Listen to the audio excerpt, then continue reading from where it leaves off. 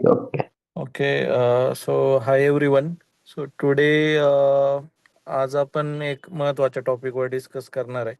तर आपल्यासोबत ऐश्वर्या आहे जी लास्ट बॅचची स्टुडंट आहे प्री प्लेसमेंट बॅचची. तर ती क्वेस्ट या एम एन सी कंपनीमध्ये प्लेस झाली आणि आज आपण या पर्टिक्युलर इंटरव्ह्यूमध्ये तिच्याकडनं ऐकणार आहोत की तिने स्टडी कसा केलाय, प्लेसमेंट कसं केलंय आणि काय काय चॅलेंजेस तिला फेस झाले आफ्टर लर्निंग इंजिनिअरिंग कोर्स आणि प्लेसमेंट करता करता तिला काय काय प्रॉब्लेम आलेत. कारण याच्यामध्ये खूप साऱ्या गोष्टी असतात. प्लेसमेंट होताना खूप साऱ्या गोष्टी आपल्याला प्रिपेअर करायला लागतात, बुक्स, नोटबुक्स किंवा प्रॉब्लेम्स आपल्याला खूप सारे सॉल्व्ह करायला लागतात आणि इंटरव्ह्यू देताना खूप सारे चॅलेंजेस पण येत असतात. तर ती आज पूर्ण ती जी जर्नी होती तर त्याच्याबद्दल ती आज बोलणार आहे. In case you are also having any questions, you can just unmute yourself and talk about that. Correct? Like if you have any queries, just ask that. की तुम्हाला सुद्धा म्हणजे आता बऱ्यापैकी तुमच्यातले पण बरेच जण प्रिपेअर करत असतील आणि इंटरव्ह्यूसाठी स्टडी करत असतील किंवा कॉलेज कोर्स करत असतील. तर कॉलेज कोर्स झाल्यानंतर आपल्याला ॲक्च्युअली जे जॉब करायचा असतो तर ते मिळवताना खूप सारे चॅलेंजेस येतात. तर त्याबद्दल ऐश्वर्या आपल्या सगळ्यांना मार्गदर्शन करणार आहे. तर Aishwarya may be you can start. Hello, I am audible to all. Yes. Yes, Aishwarya. Okay.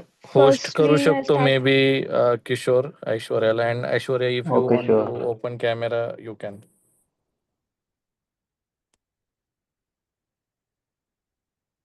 Hello. Firstly, I start with my introduction. My name is Aishwarya Chaukate, and I am really happy to be here and share my journey with all.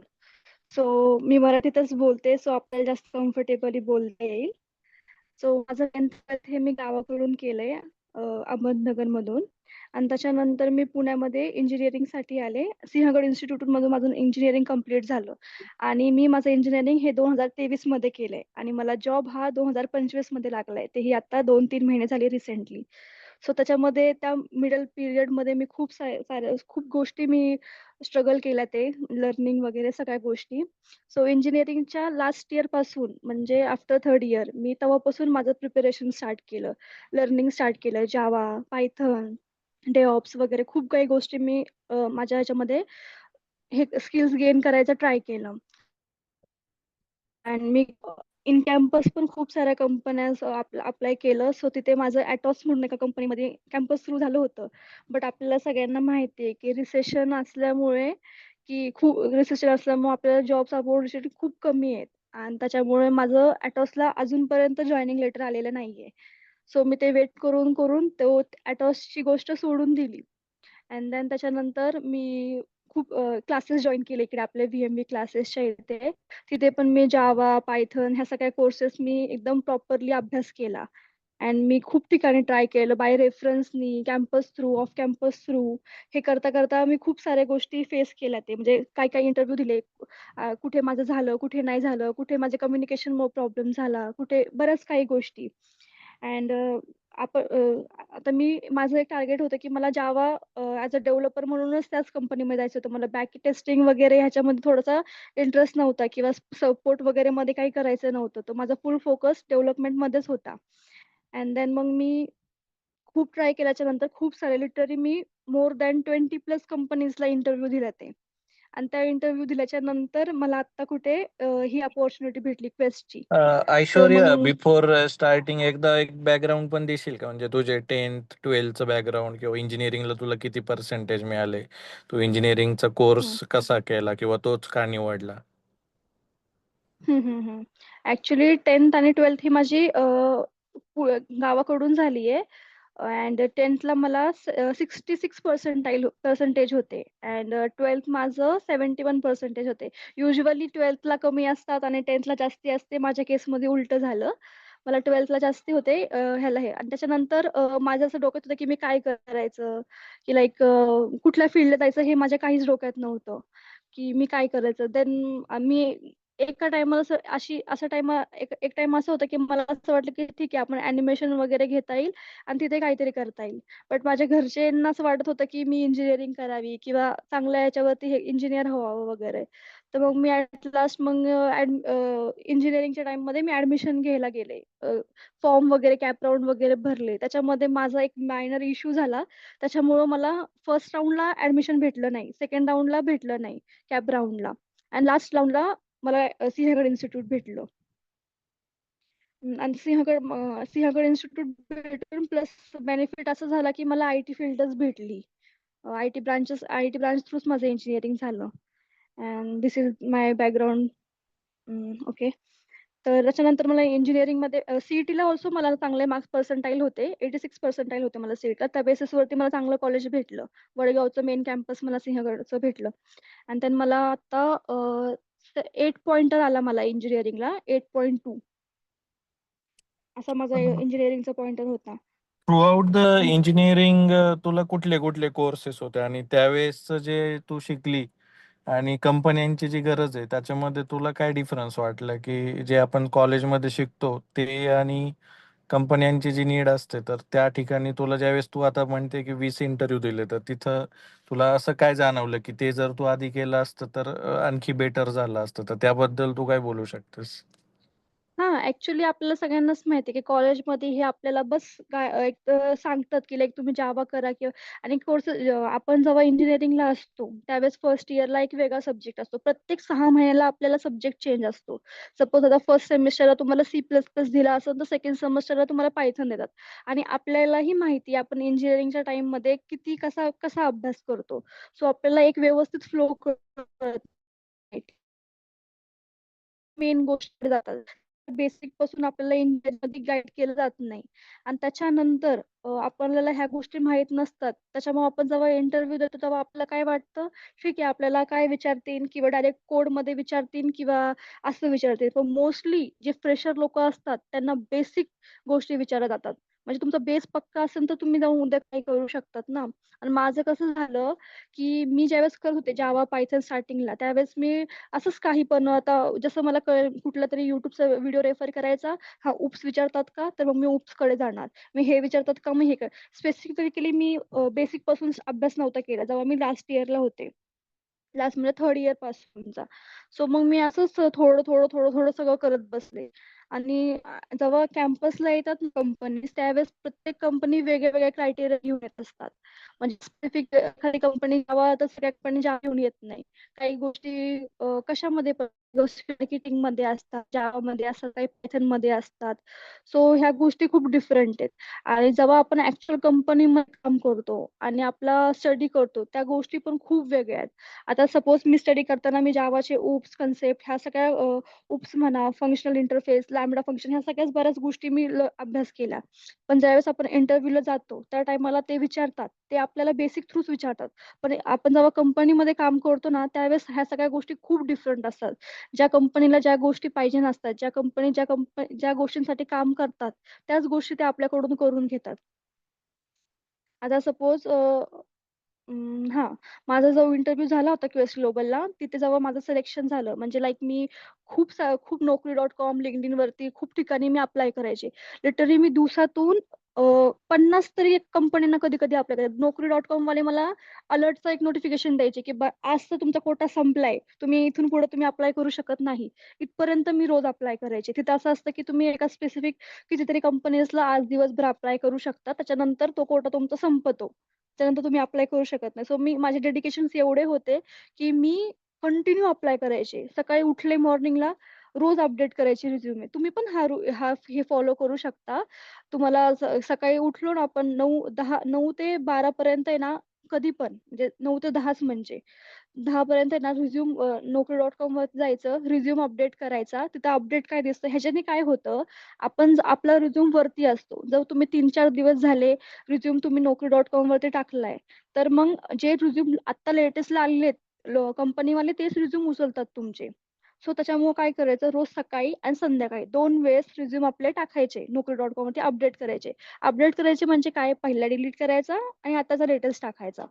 हे केल्याने काय होतं, की आपला resume वरती असतो आणि लवकर पिक होतो. असंच एक दिवशी माझं लकीली क्वेस्ट ग्लोबल मधून मला कॉल वगैरे आला आणि त्यांनी माझा रिझ्यूम शॉर्टलिस्ट करून, रिझ्यूम पण मेन सगळ्यात मोठी गोष्ट, रिझ्यूम पण आपला चांगला प्रॉपर पाहिजे. म्हणजे कसं असतं, कंपनीवाले काय करतात, त्यांना जी गोष्ट हवी असते ना तीच ती पिक करतात. आता सपोज आमच्या कंपनीमध्ये जावा जास्त लागत होतं, जावाच्या काही गोष्टी. तर माझ्या कंपनीमध्ये मी जे स्टार्टअप मध्ये काम केलं आपल्या VMV मध्ये, त्या सगळ्या गोष्टी त्यांना हायलाईट झाल्या. सो त्यांनी त्या पिक करून तेव्हा त्यांनी माझ्याशी कॉन्टॅक्ट केला. सो तुमचं काय टार्गेट ठेवायला पाहिजे, की तुम्ही आता सपोज तुम्ही कुठल्या कंपनीला अप्लाय करत असाल ना, त्या कंपनीला काय हवंय आणि त्या पद्धतीने तुमचा रिझ्यूम बनवा. आपल्याकडे कधीही एक रिझ्यूम नसायला पाहिजे. आपल्याकडे ऍटलिस्ट 2, 4, 5 रिझ्यूम पाहिजे, की जशी क्रायटेरिया असेल ना त्याप्रमाणे आपण रिझ्यूम बिल्ड करायचा आणि द्यायचा. कारण आपल्याला माहिती नसतं की आपण कुठल्या टेक्नॉलॉजीवरती काम करणार आहे. आणि मेन थिंग, आपल्याला कुठलीही एकच गोष्ट नाही यायला पाहिजे, सगळ्या गोष्टी यायला पाहिजे. लाईक ते कुठलीही लँग्वेज असायला पाहिजे, फ्रंट एंड असो, फुल स्टॅक डेव्हलपरचा टार्गेट ठेवायचा. तेव्हा जाऊन आपण अर्धे फुल स्टॅक तरी होतो. सो मग आपल्याला बऱ्याच गोष्टी कळतात. आणि कधीही अभ्यास करताना बेसिक पासून करायचा. असं नाही की आता इंटरव्ह्यूला हे विचारतात तर मी डायरेक्ट त्याच्यात जातो. खूप सारे लोक फ्रेशर, ऍज अ फ्रेशर म्हणून आहे ना बेसिक गोष्टीच बघतात. त्यांना असं वाटतं जर पाया पक्का असेल ह्या व्यक्तीचा, तर हा जाऊन उद्या जाऊन काहीतरी करू शकतो, नाहीतर काहीच नाही. असं हा टार्गेट ठेवायचा प्लेसमेंटसाठी. आणि ह्या गोष्टी खूप लक पण मॅटर करतं. माझं लक थोडंसं कच्चं असल्यामुळं मला लिटरली 2 वर्षानंतर जॉब लागला आफ्टर पास आउट. मी जून 2023 मध्ये पास आउट झाले होते. मला एप्रिल 2025 मध्ये जॉब लागला. म्हणजे जवळपास 2 वर्ष लागले मला या सगळ्या गोष्टी स्ट्रगल करायला. तुम्हाला एवढं नाही लागणार, तुम्ही प्रॉपर प्रिपरेशन ठेवलं तर. बट ट्राय करा की लवकर होईल. अँड देन मग क्वेस्टचं मला रिझ्यूम सिलेक्शनचा मेल वगैरे आला. सो मग देन रिझ्यूम शॉर्टलिस्ट झाला आणि त्यांनी लिटरली दुसऱ्याच दिवशी, दुसऱ्या और तिसऱ्या दिवशी, फ्रायडेला मला काहीतरी मेल आला आणि मंडेला त्यांनी इंटरव्ह्यू ठेवला माझा. सो तुम्ही हे नाही ठेवायचं की आपल्याला रिझ्यूम शॉर्टलिस्ट होईल त्याच्यानंतर आपल्याला टाइम भेटेल 1 वीकचा, मग आपण अभ्यास करणार मग इंटरव्ह्यू देणार. आपलं प्रिपरेशन पक्क ठेवायचं. सगळ्यात मेन थिंग, आपल्याला ज्या गोष्टी येतात ना त्या गोष्टी आपण एका नोटबुक वरती लिहून ठेवायच्या. म्हणजे माझं असं मत आहे पर्सनली, की सपोज मी स्पेसिफिक सांगते की तुम्ही जर जावासाठी प्रिपेअर करत असाल तर जावाच्या सगळ्या गोष्टी तुम्ही नोट डाऊन करून ठेवायला पाहिजे. इंटरव्ह्यू क्वेश्चन्स मध्ये काय विचारतात, सपोज उप्स असेल, काही पण जे काही एक्सेप्शन हँडलिंग असेल, कंट्रोलर वगैरे, बऱ्याच गोष्टी त्या सगळ्या आपण काय करायच्या, एका नोटबुक लिहून ठेवायच्या. इन केस उद्या जरी माझा इंटरव्ह्यू असेल, मी ती नोटबुक ओपन केली ना आणि त्या नोटबुकचे 2, 3, 4, 5 पेजेस वाचले ना तर बस माझं प्रिपरेशन केलंच पाहिजे. असं टार्गेट ठेवायचं. हे नाही की जेव्हा इंटरव्ह्यू येईल तेव्हा मग मी बुक्स शोधत बसेल, तेव्हा मी युट्यूबचे व्हिडिओ सर्च करेल. आता SQL, MySQL पण तेवढंच इम्पॉर्टंट आहे. आता तसंच माझं कसं होतं की मी नोट्स तयार करून ठेवले होते. SQLचे वेगळे, जावाचे वेगळे, C++चे वेगळे, पायथनचे वेगळे. तर ह्याच्यामध्ये माझं काय झालं, जेव्हा मला जावाचा इंटरव्ह्यू येईल मी जावाची नोटबुक उघडायची, जावाचे क्वेश्चन्स रीड करायचे आणि त्या इंटरव्ह्यूसाठी मी रेडी व्हायचे. पायथनचा आला, पायथनचा कुठला डेटाबेस, MySQL वरती एखादी कंपनी, असं जिओ अशी कंपनी की ते मोस्टली काही काही असे जास्त रोल्स असतात की ते फक्त SQL वरती जास्त भर घालतात. मग SQL प्रिपेअर करून जायचं. अशा बऱ्याच कंपनी एक्सप्लोर करायच्या आणि आपल्या आपल्या पद्धतीने सगळ्या गोष्टी नोट करून ठेवायच्या. म्हणजे आपल्याला इंटरव्ह्यूच्या टायमाला इंटरव्ह्यूचं प्रेशर वेगळं असतं आपल्याला आणि स्टडीचं प्रेशर वेगळं असतं. मग एक प्रेशर तर आपण रिकामं करू शकतो ना आपल्या डोक्यावरचं, की लाईक ठीक आहे बाबा, मी ती नोटबुक उचलली ना की मी ते अभ्यास करून सगळं मी इंटरव्ह्यू डिरेक्टली देऊ शकते. तर मी हेच केलं. माझा फ्रायडेला कॉल आला, मंडेला इंटरव्ह्यू होता. सो मग मी ती नोटबुक ओपन केली जावाची आणि जावामध्ये इंटरव्ह्यू होता माझा पूर्ण. सो मग मी ते रेफर करून माझा इंटरव्ह्यू दिला. आता इंटरव्ह्यू मध्ये मला माझे 3 राऊंड झाले. फर्स्ट टेक्निकल झाला, सेकंड मॅनेजर आणि तिसरा HR झाला. तो टेक्निकल राऊंड मध्ये ऑब्व्हियसली ते तुम्हाला टेक्निकल गोष्टी विचारणार. माझं स्टार्टिंग तर उप्स पासूनच झालं. त्यांनी मला उप्स विचारलं, कंट्रोलर विचारलं आणि मायक्रो सर्व्हिसेस ऑल्सो विचारल्या, एक्सेप्शन हँडलिंग विचारलं काय असतं, लॅम्बडा फंक्शन काय असतं, बऱ्याच अशा गोष्टी त्यांनी मला भरपूर काय काय विचारलं.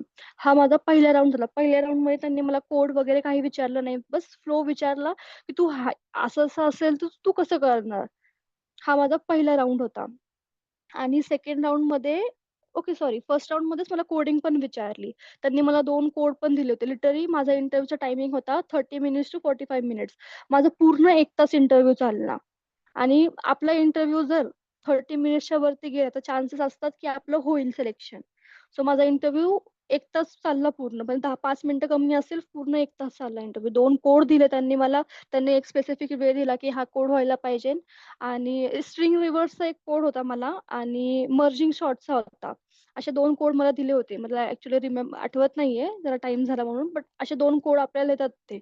आणि ते कोड मग मी सॉल्व्ह केले आणि सॉल्व्ह केल्यावरती पण मला टेन्शन होतं, की माझा म्हणजे मी किती किती बरोबर असणार आहे काय? आपण कारण की कसं होतं, आपण सगळेच आन्सर देऊ शकतो असं होत नाही. आता त्यांनी मला सपोज 5 क्वेशन विचारले असेल ना, त्याच्यातला मी 4च आन्सर्स केले. 1 नाही केलाय. आणि कधी पण आपण डायरेक्टली म्हणू शकत नाही, की बाबा मला हे येत नाही. आपण काय सांगू शकतो त्यांना, की नाही मी रिकॉल करायचा ट्राय करतोय किंवा असं, की मी मी ट्राय करतोय, मला आठवत नाहीये किंवा मी 2 मिनिटं मला थोडासा वेळ द्या आणि मग मी थोडंसं प्रयत्न करतो, मला जमतंय का? मग असं करून त्यांना आपण हे करायचं. समोरच्याला काय वाटतं, डायरेक्ट नाही येत म्हटलं ना, की लगेच समजून जातं ना, की ह्याला असं नाही बोलू शकत आपण डायरेक्ट येत नाही म्हणून. सो असा माझा फर्स्ट राउंड होता टेक्निकल. सेकंड मॅनेजर राउंडला ते आपलं बघतात, की आपण कसं डील करतो सगळ्या गोष्टींसोबत. त्यांनी मला असा क्वेशन विचारला होता, जर तुझ्या टीममध्ये 4 मेंबर्स आहेत आणि तू जर तुझं काम करत असेल आणि तुला तुझं टास्क आता उद्याची डेडलाईन आहे. तू डेडलाईनच्या आधी तुझं काम होणार नसेल, तू त्यावेळेस काय करशील?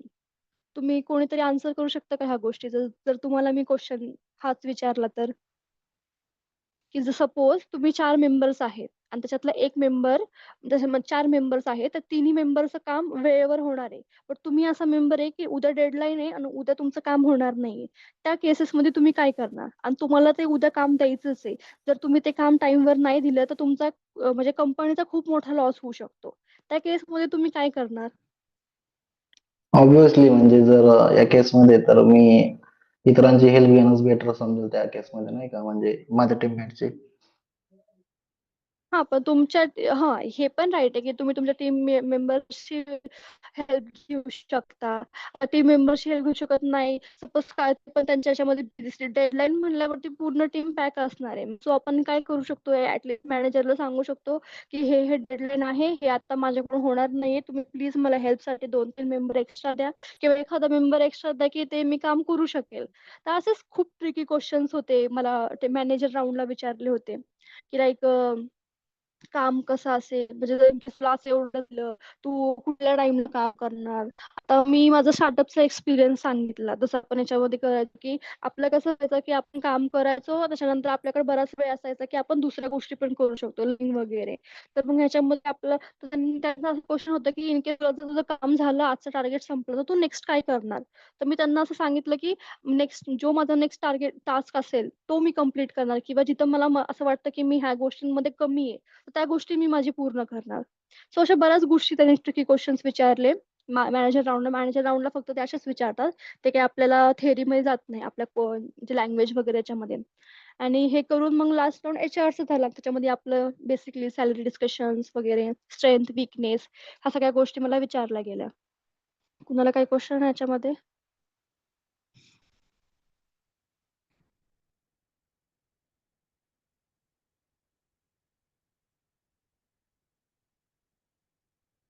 Hello, Aditya, Pratik, Yogita, any question, doubt? Hello guys, म्हणजे जर काही विचारायचं असेल ना तर विचारू शकता.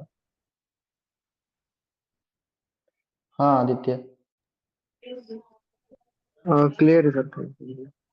ओके, ठीक. हो म्हणजे ऐश्वर्या ते ठीक आहे, ग्रुपमध्ये म्हणजे आता सगळ्या गोष्टी क्लिअर प्रिपरेशन झाल्या कोण की कोण करतंय? प्लेसमेंट प्रिपरेशन सध्या म्हणजे खूप आहेत. स्टुडंट्स हम्म. पण जॉईन झालेत. जे काही माझा प्लेस आवाज झालेले ते येतोय का? पण जॉईन झाले. हो हो येतोय. येस. ऐश्वर्या, हो. एक क्वेश्चन होता की याच्यामध्ये तुला काय वाटतं की म्हणजे कुठल्या कुठल्या टेक्नॉलॉजीवर आपण भर दिला पाहिजे सुरुवातीला ज्यावेळेस आपण ॲज अ स्टुडंट असतो, तर सध्याचं मार्केट किंवा कंपन्यांच्या रिक्वायरमेंट्स याच्यानुसार किंवा तुझा जो इंटरव्ह्यू एक्सपिरियन्स आहे की तू ऑलमोस्ट 15 to 20 इंटरव्ह्यू दिले आणि 2 वर्ष तुला हम्म. चॅलेंजेस आले to get proper MNC company और पॅकेज.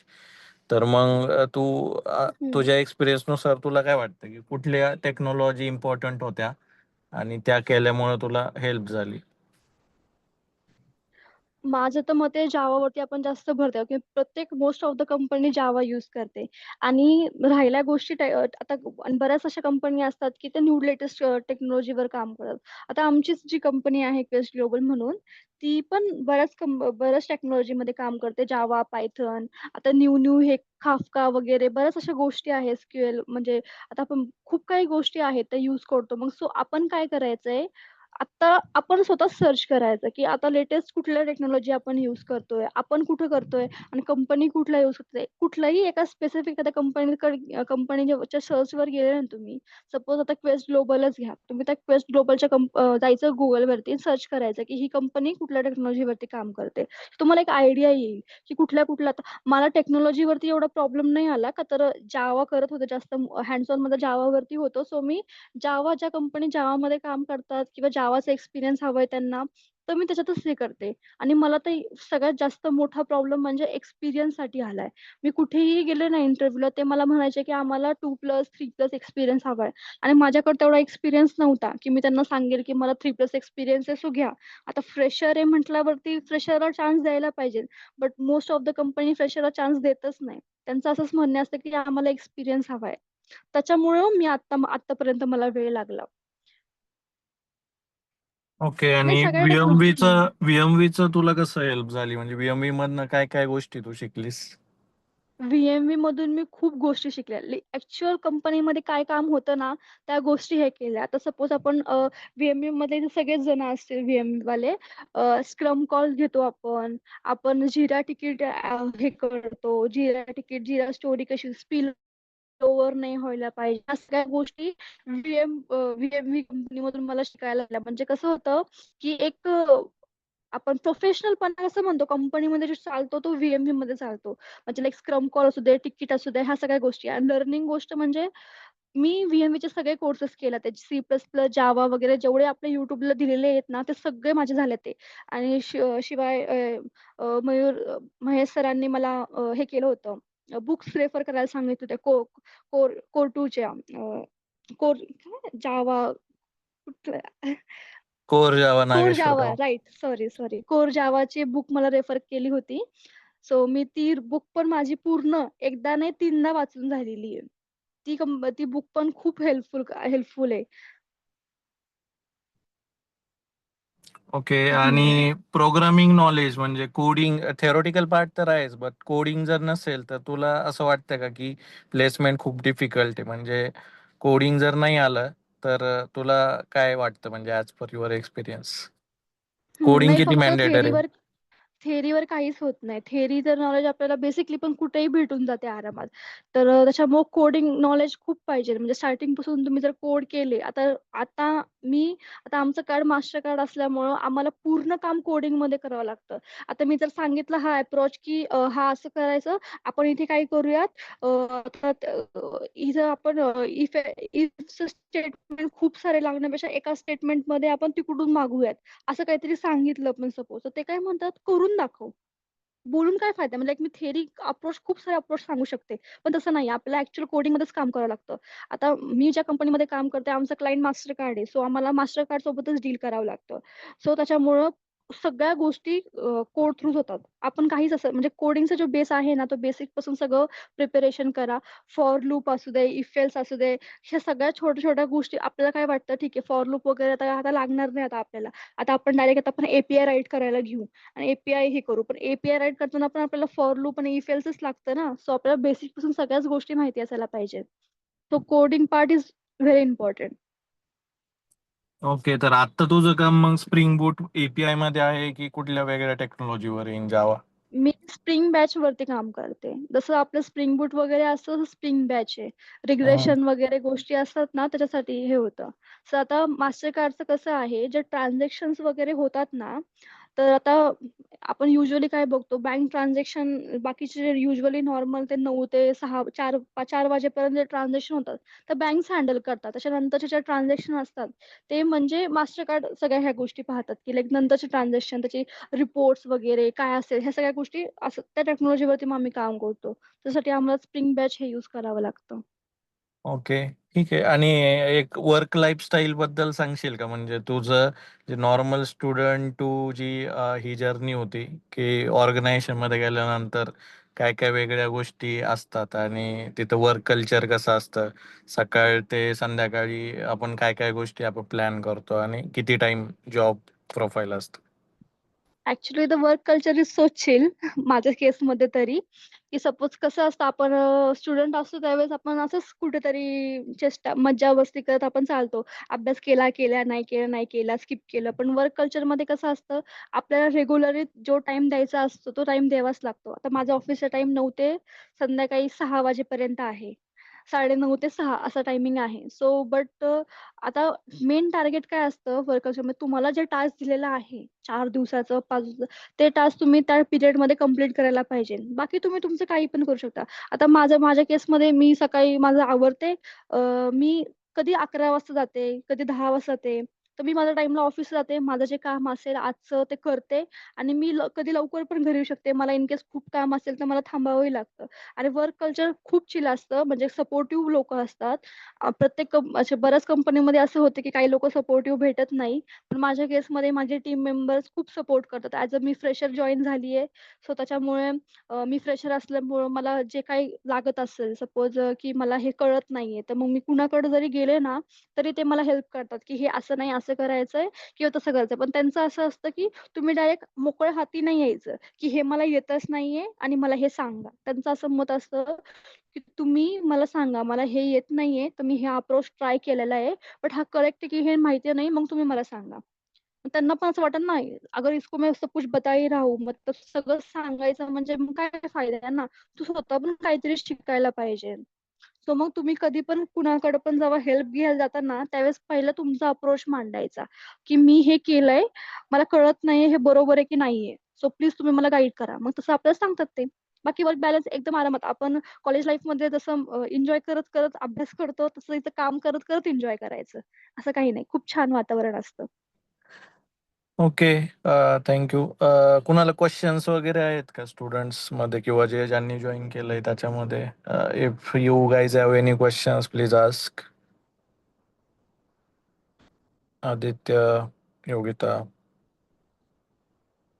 दिशा. No,